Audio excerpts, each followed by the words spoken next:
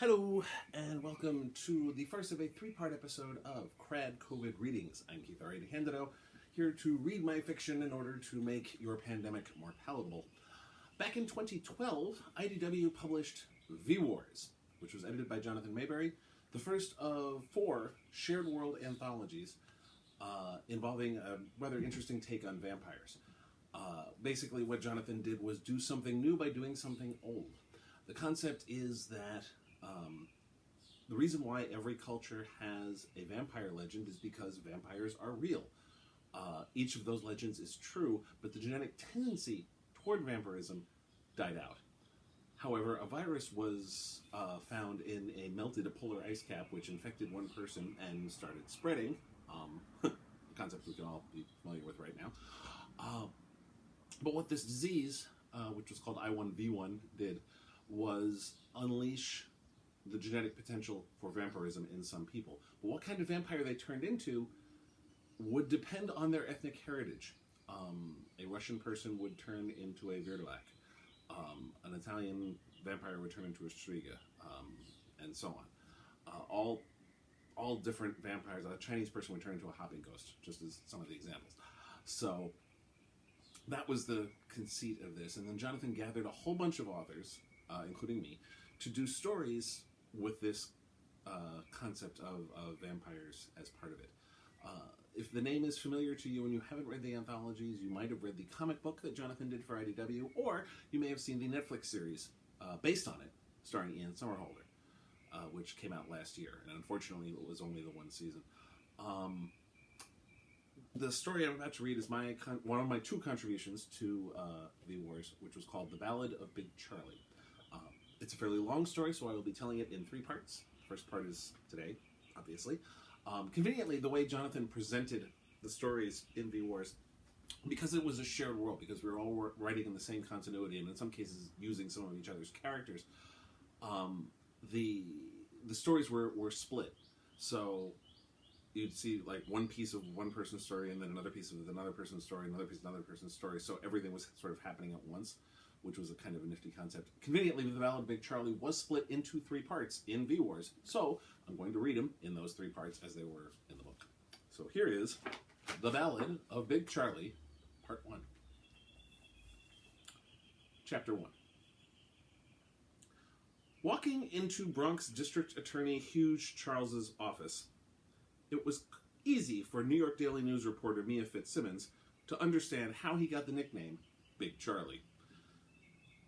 The office, located in the rectangular edifice of the Bronx County Courthouse on East 161st Street, was surprisingly cramped for the biggest prosecutor in the borough, and biggest took on a whole new meaning as his 6'8" frame unfolded itself into an upright position. The window behind him had a view of Joyce Kilmer Park alongside the Grand Concourse. On this sunny spring day, people sat out in the park, and cars zoomed past giant apartment buildings on the concourse. Big Charlie's shoulders were wide enough to land a plane on, and he loomed over the 5'3" Mia.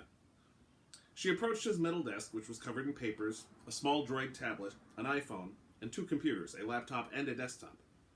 His head was long and widened as he went down, with no obvious neck. It was as if his cheeks went straight into those gigantic shoulders. He held out a huge hand to shake that Mia almost didn't return for fear that her own tiny hand would be lost. No wonder he's such a good prosecutor. If I had to face that in the courtroom, I'd plea for fear of being eaten alive. Then he smiled, showing wide teeth, and suddenly Mia felt at ease. He spoke with a light Haitian accent. "A pleasure to meet you, Miss Fitzsimmons." She put out her own hand. "Thank you, Mr. District Attorney." His hands were warm and all-encompassing, but the handshake was gentle. His face turned quizzical. "Or have we met before?" Mia nodded, impressed at his memory. At the opening for the Homeless Voices exhibit at the Bronx Museum of the Arts." It was one of Mia's first pieces for the news years ago, before she got moved to local politics. "Of course, I should have recalled," he said, though there was no reason why he should have remembered her.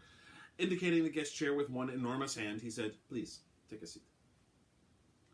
She sat in the guest chair opposite him and fished her digital recorder out of her purse. "May I record this?" by all means. After hitting record, Mia said, "Yesterday you announced that you're running for a 4th term for Bronx DA. First off, why'd you do it on Mother's Day with your mom by your side?" That prompted another smile from Big Charlie. Mia had missed the press conference as she was having dinner with her own mother in Woodlawn. She was hardly the only one to miss the Sunday holiday presser, but she did see the footage on both New York 1 and Channel 12. "Maman, she was 7 months pregnant with me when she came here from Haiti," he said. "My father, he was killed by Papa Doc's Tonton Makut, and that was when Maman decided to depart. She wanted what was best for her unborn child, so she boarded a boat and traveled to New York. She worked very hard to make sure that I had nothing but the best education, nothing but the best opportunities. It is due to her that I am here, and it is due to her that I am running again." Mia nodded. "Is she also why you announced so late? The primary was in September, after all, and while there was technically a general election, all local elections in at least 4 of the 5 boroughs were decided on primary day.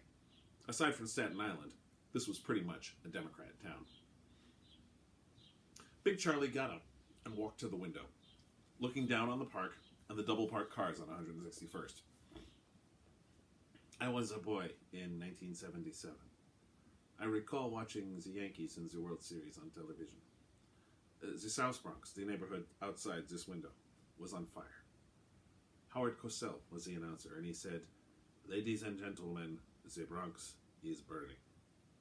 Mia couldn't help but chuckle at hearing the late sports announcer's trademark staccato monotone with Big Charlie's Haitian accent, which I did very badly. Sorry about that. He continued, "I thought then that it was their wrong that the place that where law was made should be on fire like that. I wanted to protect this neighborhood so the law would still be made."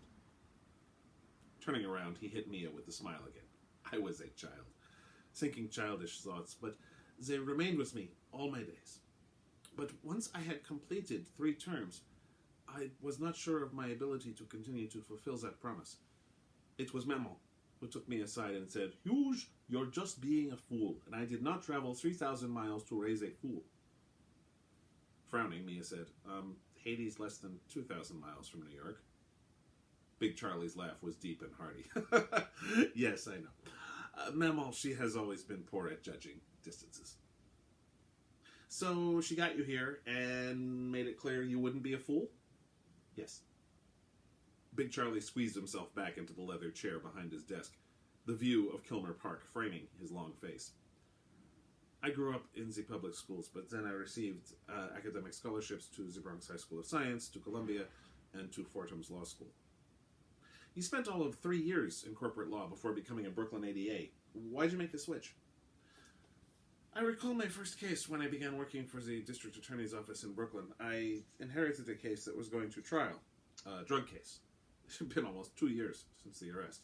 All the police officers on my witness list had been promoted, and this arrest was not a significant contributor to those promotions, as it was a standard buy and bust.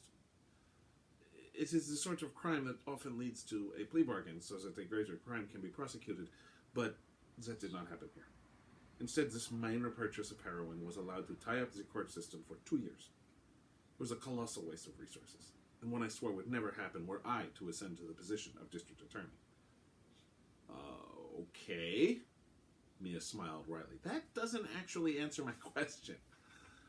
He chuckled. "I suppose I simply did not feel that my childhood dream of keeping the place of law safe could be accomplished behind a mahogany desk in an office with a view of downtown. I prefer the metal desk in front of me and the double-parked cars outside my window. I feel more as if I am part of something, rather than attempting to remain above it." That came closer to answering the question, and Mia figured that was the best she was going to get. "We first met at an art exhibit opening, and that's hardly the only one you've been to. Every time there's an event at the Bronx Zoo, or at a park or a museum, there you are. That's a lot more dedication to the community than you see from your average DA. I do not wish my legacy to be that of someone who was tough on crime, because crime fighting is the job description. Being a district attorney who is hard on crime is merely someone who has shown up for work each morning. I wish to be remembered as one who went above and beyond such. You've hired Burrell Grinberg as your campaign manager. Mia was interrupted by Big Charlie's iPhone, which made a 3-tone beep and lit up. He glanced down at the status and then winced. "I am sorry, Miss Fitzsimmons, but that is one of my ADAs, and I'm afraid I must contact her immediately. Let me just say that Burrell has managed all my campaigns to date, and she has done a superb job. I'm quite fortunate to have her again." With that, Mia hit stop on the recorder, dropped it in her purse, once again lost her hand in Big Charlie's oversized paw, and beat a hasty retreat out of his office. She'd been hoping to ask more about Grinberg, who'd been a player in New York politics for years, but the quote would be enough for the op-ed piece she was doing. It wasn't as if she was going to be digging any kind of dirt in this interview. Maybe later, but for now, she was doing a puff piece that would make the candidate happy enough to give her more access. Then, if dirt materialized, she'd be in a better position to find it. And if it didn't, then she would have the inside track of a beloved community figure's candidacy. She won either way.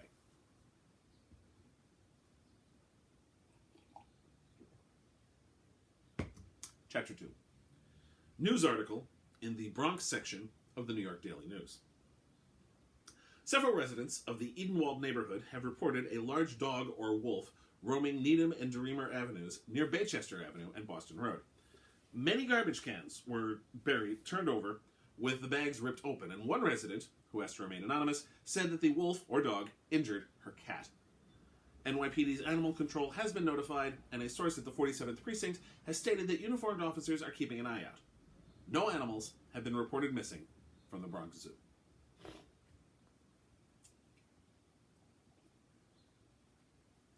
Chapter 3. The field's completely clear at this point. Ayala was the only holdout, and he's on board now, especially if you give him that promotion you've been promising him for a year.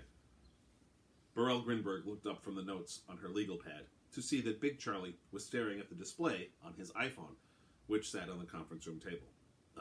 Hello? Could have sworn we were having a meeting here. Big Charlie looked up. My apologies, Burrell. I am simply concerned about Memo. I have not heard from her all day, and it is rather unusual, unlike her, to be out of touch for this long a period. What were we discussing? Bernie Ayala. He agreed to drop out and endorse you if you give him that promotion to homicide. Shaking his head, Big Charlie blew out a breath. I have only refrained from promoting him due to the budget. If he's willing to accept the job title without the salary bump... Burrell grinned. He'll pretend to be pissed, but he'll take it. He wants murder so he can run when you finally get around to retiring. That should be 4 years from now. Yeah, right. That's what you said 4 years ago. Memo changed my... Holding up a hand, Burrell said, Please, save it for the reporters. By the way, I love that op-ed piece Fitzsimmons did for the news. That got the trademark Big Charlie smile. As did Memo. And she has generally very little use for reporters. Burrell filed that away. While she did tease her boss about it, Marie Charles's likes and dislikes often had a profound impact on her son's decisions. If Fitzsimmons was someone Marie liked, it meant that Big Charlie was likely to give her access. She jotted down a note to have her guys vet the reporter. Running a hand through the mess of steel wool she laughingly referred to as her hair, Burrell opened her mouth when she saw something out of the corner of her eye. The conference room of their Boston Road campaign headquarters had windows on the east wall that looked out on the rest of the main campaign office. On the far end was the glass door to Boston Road, which flew open to reveal Judy Alejo, the DA's press secretary. A tiny Latina woman, Judy had a lovely round face that looked disarming and charming most of the time. All the time if she was in public or anywhere near a journalist or a camera. The only way she betrayed her mood was if she was biting her lip. The right side meant she was nervous or concerned about something. Having the left side between her teeth meant she was pissed. This isn't good, Burrell said as Judy made a beeline for the conference room. She was holding a round disc in her hand. You're not going to believe this, the press secretary said without preamble as she threw the door open. What is it, Judy? Big Charlie asked. But Judy didn't say anything, instead walking over to the DVD player on the table against the north wall and pushing the open button. After dropping the disc in, she grabbed the remote and turned on the flat screen that was mounted on the west wall. It was a Channel 12 news report. Based on the stamp in the lower left-hand corner of the screen, it was just aired a couple of hours earlier that day. If you thought the Bronx DA race was over when three-termer Hugues Charles announced he'd be running again, you'll have to think twice. Big Charlie has a challenger, and it's longtime activist Mickey Solano. Nishat, you have got to be fucking kidding me! Burrell was livid. Judy hit pause. I thought you said you took care of him. Trying not to grind her teeth, Burrell said, I thought I did too. In a much calmer tone than either of the two women in the room with him, Big Charlie said, I do not believe that this is entirely bad. Play the rest of the story, please, Judy. Nodding, Judy hit play. For her part, Burrell thought she was, if anything, underreacting, but said nothing, wanting to see the rest. DeHenry has the story. The image cut from the anchor desk to Nashonda Henry, a tall, striking African-American woman. Burrell had always thought she was wasting her talents on the local level, as she had good instincts and camera presence, but she actually said she liked staying in her own borough. Mickey Solano hasn't been a practicing trial lawyer in many years, although he is a full partner in a local law firm, but now he's running for Bronx District Attorney. Burrell rolled her eyes. That Momser was never a trial lawyer. Only time he saw the inside of a courtroom was when he got called for jury duty. Now the image was that of the square jaw, slicked hair, and wide eyes of Mickey Solano. It's time for a change. Hugues Charles is a good man, and he's done fine things for this city, but most of them have very little to do with being the man who prosecutes the crimes in this borough. Mr. Charles has done a great deal to streamline the process, to unclog the courts, as his press releases would have you believe, but it's come at the expense of truly punishing those who deserve to be punished.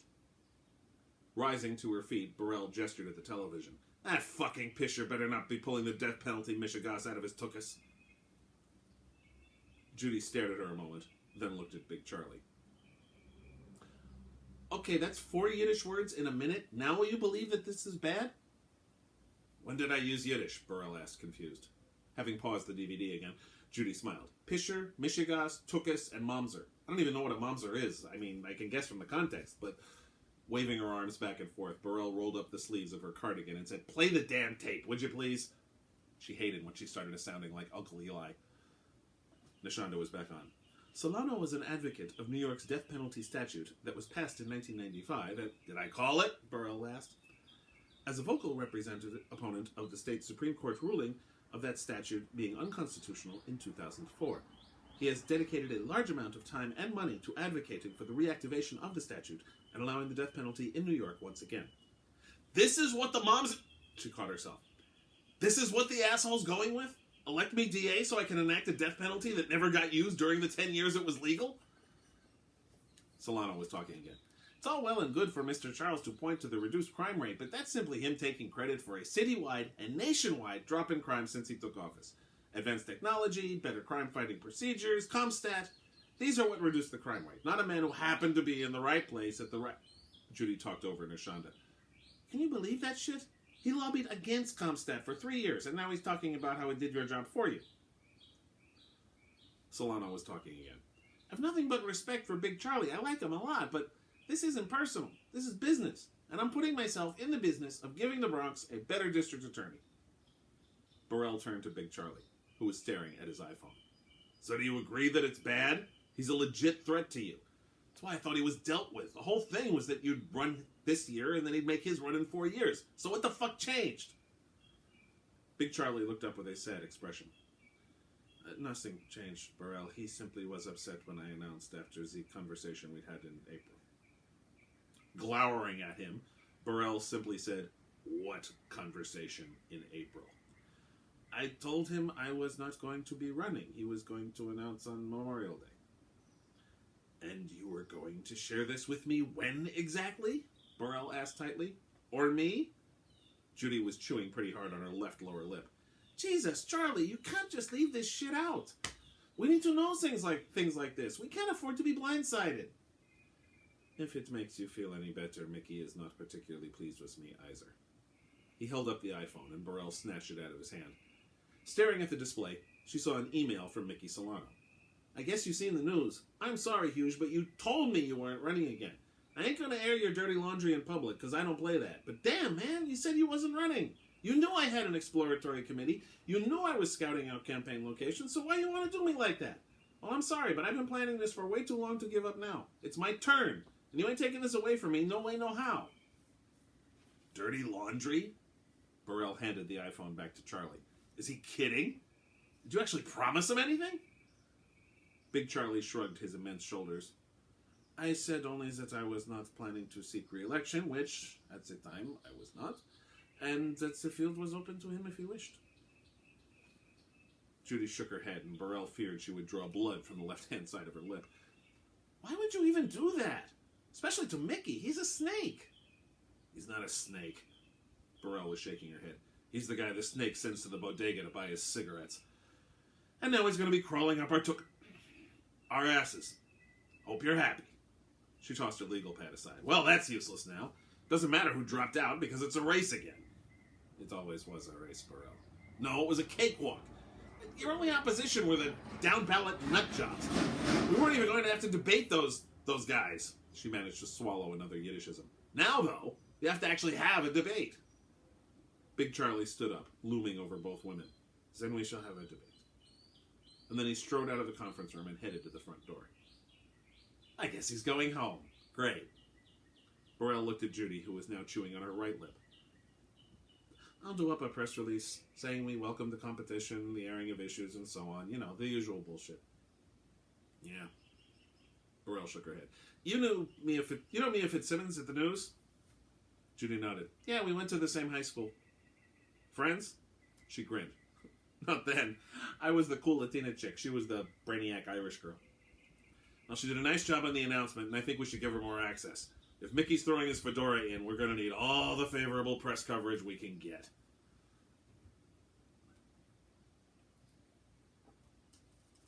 Chapter 4. Mia Fitzsimmons stood on the steps of the Bronx County Courthouse, the midday June sun blasting down on her, and wondered what this press conference was about. Big Charlie and Mickey Solano hadn't even had their first debate yet, though it was scheduled, finally, for 2 weeks hence. Jack Napolitano approached, his jaw arriving a half a second before the rest of him. He went from being an anchor on Channel 12 to a political beat reporter for Channel 5, the local Fox affiliate, and with his chiseled good looks, he was bound for an anchor there too, if not something national. In case Mia ever forgot all that, Jack was likely to remind her of it. So, I heard through the grapevine that you got the other question. Mia frowned. Excuse me? Judy told me only 2 people are asking questions after he makes whatever big statement he's making, and a little bird told me that you're number 2. In fact, the impression Mia had gotten from Judy's email was that she was the only one asking questions, but thinking back over the text of it, realized she'd never been that specific.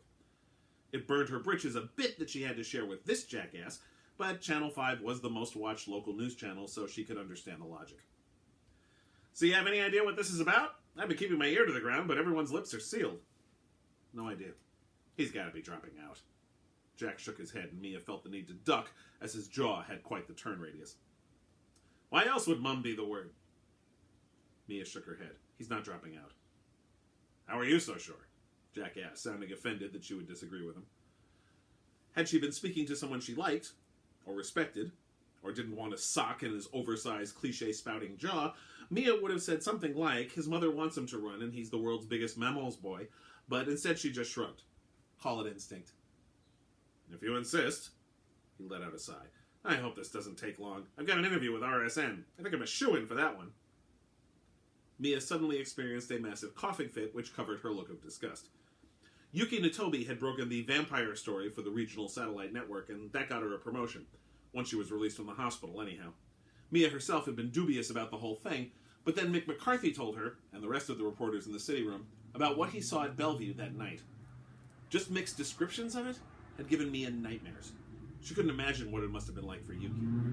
But she'd broken the story, and now was the go-to girl for I1V1, the virus that was turning people into vampires. The V event, some marketing dork at RSN had called it.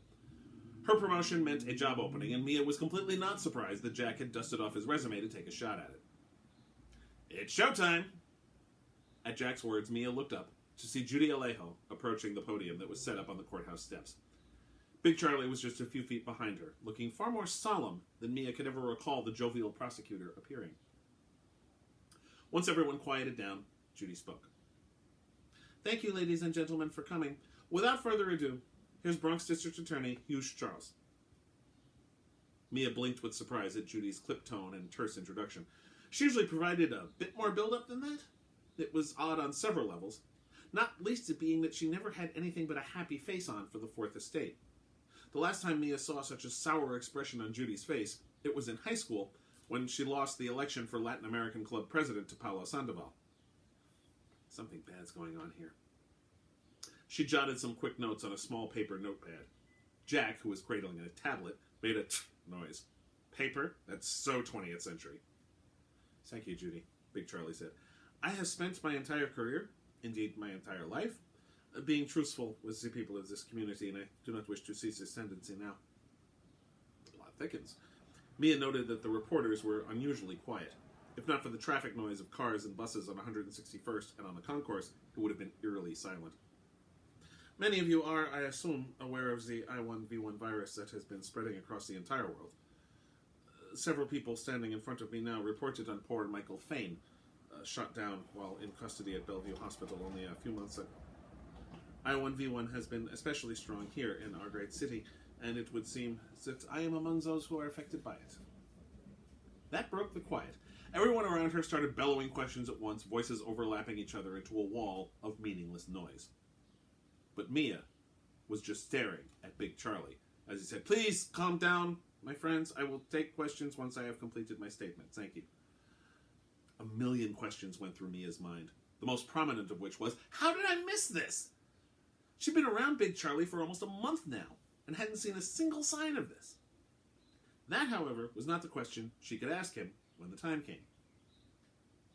Once the noise died down again, Big Charlie went on. It seems that I have loup-garou in my ancestry.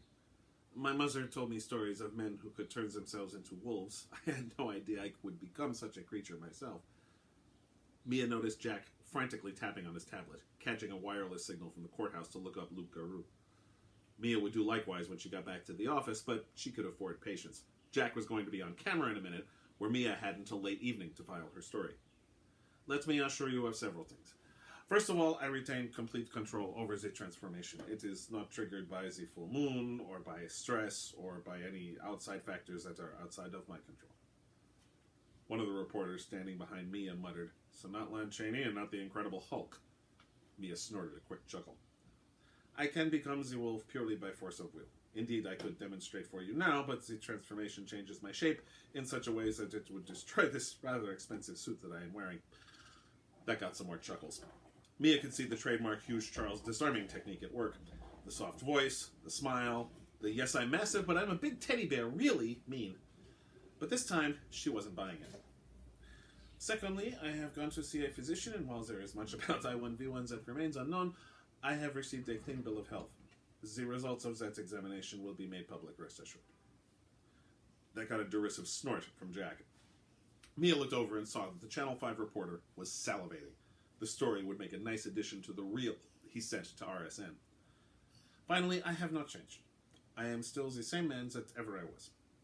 I am still the District Attorney of Bronx County, a position I intend to retain for at least another 4 years after this one. Now then, I can take a couple of questions. Several reporters raised their hands, even though Mia and Jack were, as far as she knew, the only ones who would get called on. Yes, Jack. At first, Mia was annoyed that he chose Jack first, but then she realized she had no idea what to ask. All the questions she had prepared in her head were based on what she thought this presser might be about. Big Charlie, being the latest victim of I1v1, never made that particular list. So, just to verify, you are continuing to seek re-election? A dumb but necessary question. To which Big Charlie replied, "Of course. Nothing of consequence has changed. One more question. Mia." And just like that, she knew what she had to ask. "If you have full control over the transformation, as you say, Mr. District Attorney, then why reveal the condition at all?" Jack stared down at her with a look approaching respect. "Thank you for asking that, Mia," Big Charlie said, and he sounded sincere. Mia couldn't help but put on a self-satisfied smile. "I have been part of this community for my entire life. Except for my brief sojourn to Brooklyn, I have always been a child of the Bronx. I have never lied to the people of this borough, Mia, and I see no reason to start now. Some might say I have everything to lose by sharing this information, but what, pray tell, is the alternative?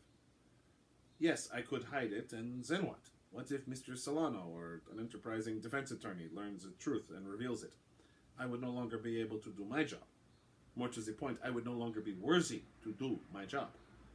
The truth is, the only way I lose is if I do not disclose this condition." Mia jotted down a few more notes. She was witnessing political history here. "There are men and women all over the globe who are being persecuted for what is truly only a medical condition. I am continuing with my life to show others that they can continue with theirs. Thank you all, my friends. More voices blurted out with questions, but Big Charlie had left the podium, and a slightly less sour-looking Judy had returned. Thanks, everyone. I am sorry, but no more questions. No more questions. Oh, there'll be more questions. You can bet the house on that, Jack said. Chapter 5. Judy Alejo had deliberately timed the call to her older sister for 5 minutes before Top of the News with Helen Lashmar started, so she would only have to talk to her for 5 minutes. It meant Perla had to concentrate her questions about when Judy would get a boyfriend, start going to church again, and stop doing that awful job and do something useful. Look, I have to go, Judy said in Spanish when the closing credits for the morning talk show that was just finishing on RSN rolled. You always have to go so fast, Perla replied in the same language. I'm the press secretary for a district attorney running for re-election. It's busy now. It'll get better after the primary. Burrell walked into the office just then. The older woman was wearing yet another cardigan, despite summer coming around. She seemed to have an endless supply of them. You always say that, Judy, but I really do have to go. But Judy pulled the phone from her ear and hit end. She turned to Burrell and said, That woman will drive me up. How's that again? Shaking her head, Judy realized she was talking to Burrell in Spanish. Switching to English, she said, Nothing. Let's see how this goes. She'd been dreading this broadcast. The first story Lashmar would be tackling was Big Charlie, and her producers had assembled an impressive cross-section of pundits to pick the whole thing apart. Some good news, Burrell said. Judy Gomez canceled, so they got Mia Fitzsimmons on. Judy's eyes widened. Mia had been a godsend, giving them excellent coverage. More to the point, hers was the only coverage that had been about Big Charlie as a person rather than a cause or a thing. Of course, she'd been the only one paying attention to him prior to that, as a local DA election wasn't any great shakes. Now, though, everyone was on the story, and everyone had an opinion, but very little of it had to do with Hugues Charles himself. The opening music finished, and the camera cut to Lashmar, an attractive brunette in her 30s, who looked great on camera, and who had done a superb job of never once having any kind of opinion. That, combined with her strong interviewing skills, enabled her to get really good guests on her show. Good morning, she said in her pleasant alto. We start with our roundtable segment, where a panel will tackle the news of the day. Joining me today are John Generico, of the Generico Politico blog, Mia Fitzsimmons, of the New York Daily News, former Manhattan District Attorney and current columnist for Newsweek, Alan Reimold, and the Reverend Michael Sukdeo, chair of the Religious Studies Department at St. Paul's College. Judy frowned. Religious studies? What the hell? Burrell shrugged. The religious types have been coming out of the woodwork. You know, vampires, crosses. Our first story is from New York City. Patient zero of I-1V1 came from New York, and now the first politician to publicly admit to suffering from the virus has come out of the city as well. Bronx District Attorney Hugues Charles, known locally as Big Charlie, has admitted to being a werewolf. We'll start with John. What do you think this means for Big Charlie's re-election chances? Judy noticed that Mia looked relieved that she didn't get the first question.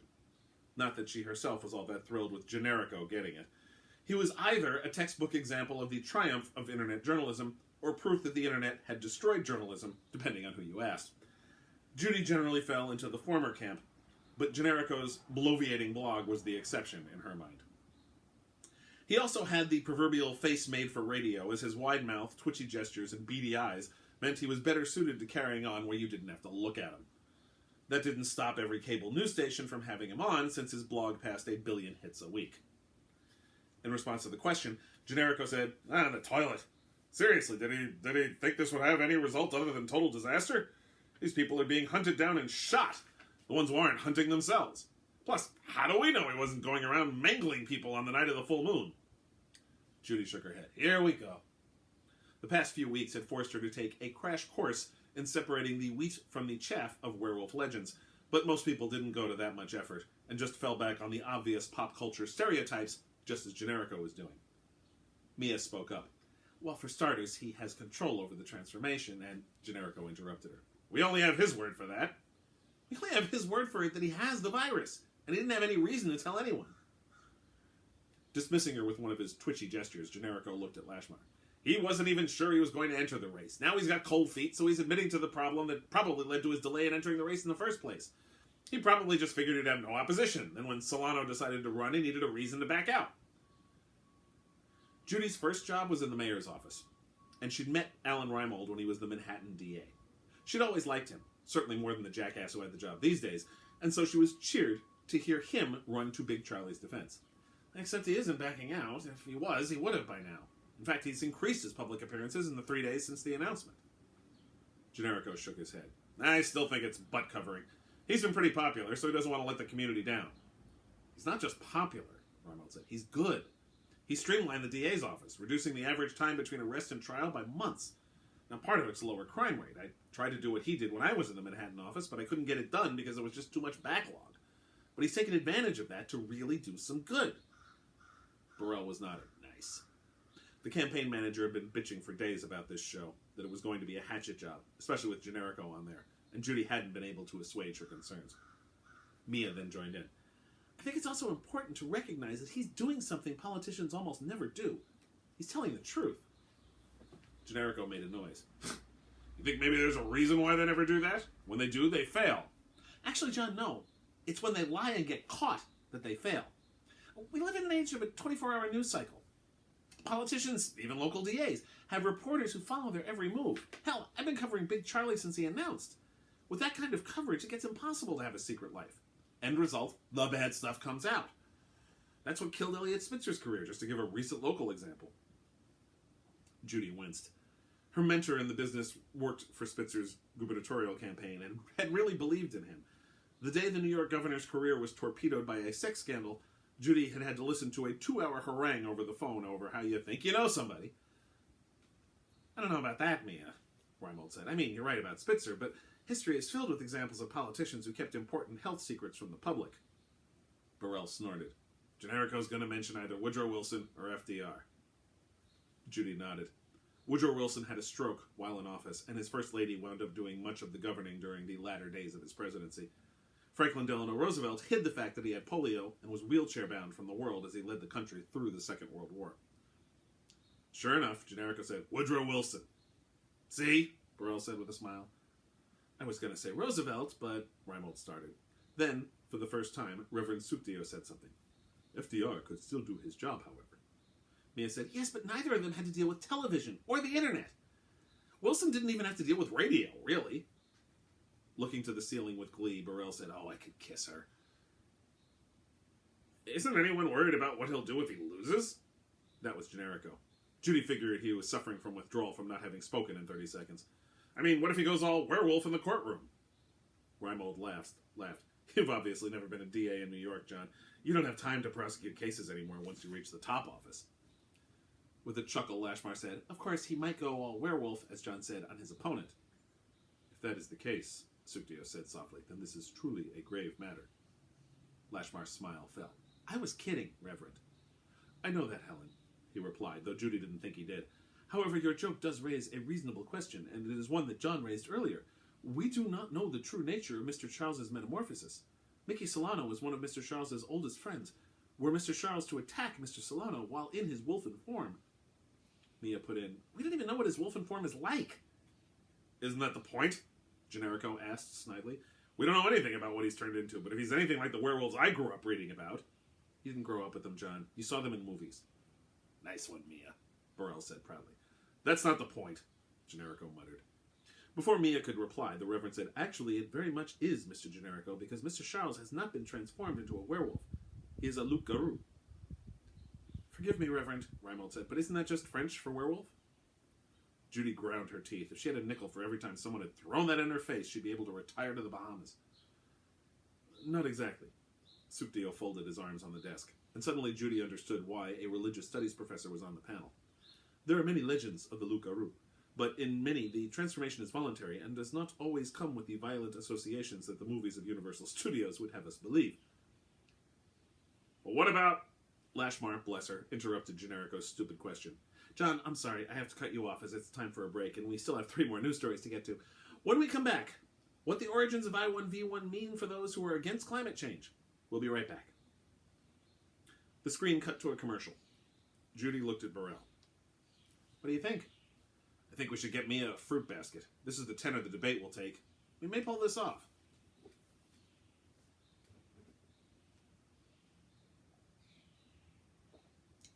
Chapter 6. Sermon given by the Reverend Josiah Mann, the Blessed Church of Enlightenment, Des Moines, Iowa. Broadcast live over the Good News Network. The Bible states, "Thou shalt not suffer a witch to live." Except it doesn't actually say that, now does it? You see, the original Hebrew of Exodus 22:18 uses the word mekashepha, which simply means someone who practices magic against people. You see, the Lord wasn't concerned about women in big pointy hats with green skin riding brooms. No, you see, the Lord was concerned about people who practiced unusual arts. The Lord was concerned about people going against his will by using forces that were not meant for the people he created in his own image. The Lord was concerned about people using magic. Now, we have people all over the world who are using magic. The same scientists who try to convince us that we're descended from apes, the same scientists who lie about global warming as if God's earth could possibly change because of man, are now trying to tell us this is a virus. They just gave it a fancy name, I1V1, and then try to convince us that it's the flu. Just a little bed rest and a couple aspirin, and you'll stop turning into a fanged killing machine. But you see, this is not an illness. This is not a condition that people will get better from if they take antibiotics, or if they pray, or if they go to a hospital. This is people who are living in defiance of God. And we have to be vigilant. You see, we have people, we have sorcerers, magic users, and yes, witches, who are feeding off God's own creations. They're maiming us, they're feeding off us, they're killing us. And we cannot suffer them to live. I am telling you now, ladies and gentlemen, that these are monsters. You see, they pretend to be the sick and the lame. They claim they have a virus, and they hope that they'll be healed the way that Jesus healed the sick people of Gennesaret. But these are not the 10 lepers. These are not Lazarus needing to be raised from the dead. These are mekashepha. And they cannot be allowed to continue to contaminate God's earth. Now, you see, some may say, "Reverend Man, I don't understand. I've read the 22nd book of Exodus, and it talks about fathers giving away their daughters in marriage, and it talks about making sacrifices to other gods, and it talks about a whole lot of other things that don't matter in the world today." And ladies and gentlemen, people who say that are absolutely right. The Bible was written at a time when such things matters. But you see, Exodus 22 also speaks of not lying with animals, an act we still consider a sin. Exodus 22 also speaks of not stealing your neighbor's belongings, an act we not only consider a sin, but a crime. Exodus 22 speaks of starting fires, and of stealing, and of breaking oaths. These are things that matter to us still. You see, the 18th birth mattered to the people of the time as much as all that stuff about oxen and dowries and such. And for a time, people did not practice magic, at least not in the manner meant by the prescription in Exodus 22:18. But you see, ladies and gentlemen, times have changed. Foul magic is among us once again. And once again, we must turn to the Bible, as the Israelites did so long ago, as we continue to do today, to guide us in our daily lives, and we must follow the Lord's word. Now you see, there is a man who is currently in New York City. I know, it is a den of iniquity in so many ways, but is also considered by many to be the hub and heart of our great nation. It is where the Statue of Liberty resides, after all. There is a man there who has been the district attorney of the county of the Bronx, prosecuting the many criminals there for the past 12 years. Now, you see, I have no doubt that once Hugues Charles was a good man, once. But he has admitted to becoming one of these creatures. He has admitted to being able to unnaturally transform himself from a man made in God's image into something else. Something wicked, something horrible. And he intends to keep his job. You see, even as I stand here talking to you all, Mr. Hugues Charles of New York City is running for re-election. He intends to continue prosecuting man's law, even as his very existence remains an affront to God's law. We cannot suffer this man to live.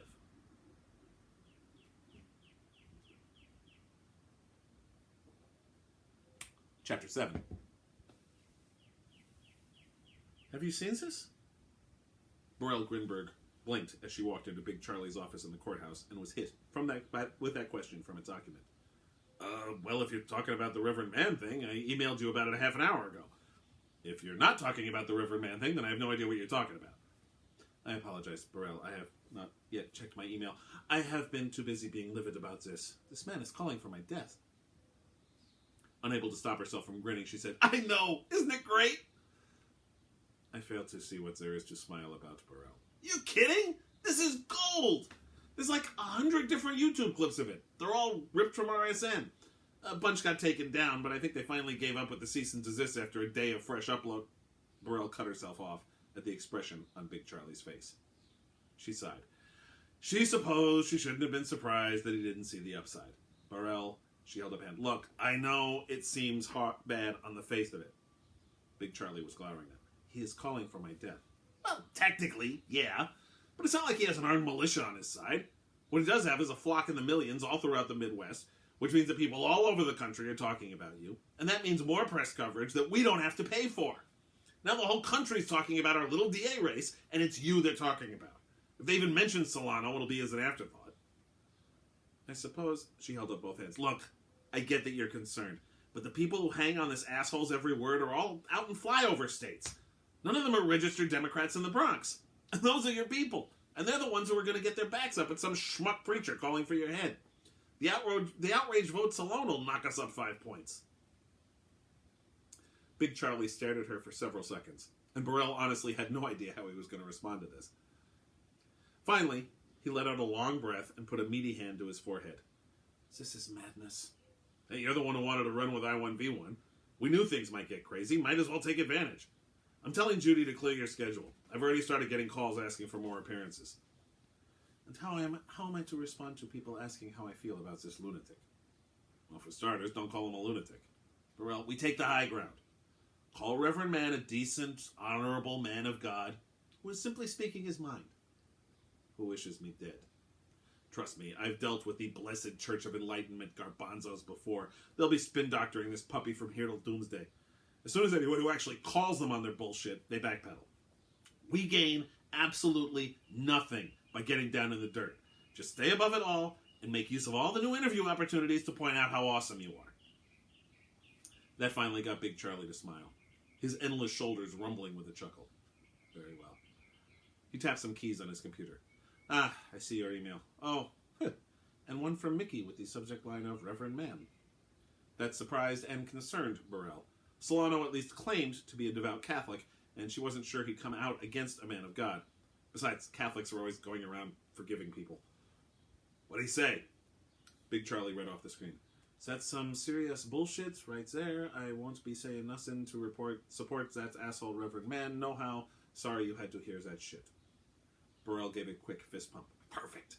Not only do we get free airtime, we get Mickey going around agreeing with you at a time when he needs to be ripping you to pieces. This is great! I hope you are correct, Burrell. Big Charlie sounded as serious as he ever did. His Reverend's words did not come out of a vacuum, and I do not believe he is the only one who has this particular opinion regarding those of us with I-1V1. What did I always tell you? Burrell said with a glare. In a campaign, there is no long term. Worry about it when it happens. For now, let's deal with the hand we got, and man just gave us 3 aces. That is the end of part 1. Tune in on Wednesday, the 3rd of June, and I will read part 2. You can get V-Wars online from IDW. This is the hardcover. It's also available in a mass market. And then maybe, I think there's a trade paperback as well. I'm not sure. And there are also 3 follow-up volumes, one of which was called subtitled Night Terrors, and I have another story in that one, which also features Mia Fitzsimmons. You can check me out online at DeCandido.net. You can read my blog at DeCandido.wordpress.com. And it would be great if you could support me on Patreon at patreon.com/KRAD. And please, stay safe.